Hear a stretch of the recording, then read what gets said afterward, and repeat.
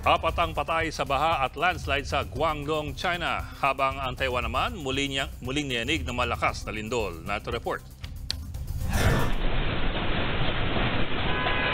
Makikita sa CCTV footage na ito ang paggalaw ng mga puno at poste ng kuryente, maging ang pagtunog ng alarm ng kotse sa bahaging ito ng Waling, Taiwan. Makalipas ang ilang minuto, niyanig ulit ang mga puno, poste at kotse. Nangyari yan kaninang pasado 2:00 ng madaling araw. Sa tala ng Taiwan Central Weather Administration, magnitude 6 at 6.3 na lindol ang tumama sa Walin. Bahagi ito ng nasa higit 1,000 aftershocks ng mapaminsalang magnitude 7.2 na lindol na tumama sa Taiwan noong April 3. Sa lakas ng pagyanig, isa-isang bumagsak ang bahagi ng gusaling ito. Ang dalawang gusali na una nang napinsala ng unang lindol lalo pang tumagilid.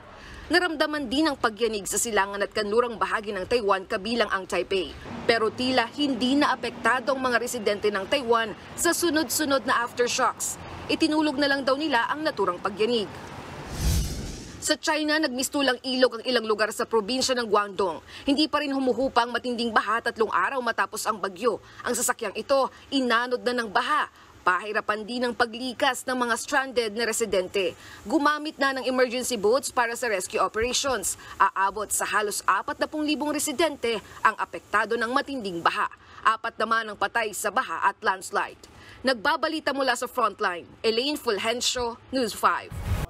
Mga kapatid, Ed Lingaw po, maging maalam at may pakialam sa mga napapanahong balita sa ating bansa. Para sa mas malalimang pagtalakay at paghimay sa mga issue at headlines, tumutok lamang at pag-subscribe sa social media pages ng News 5.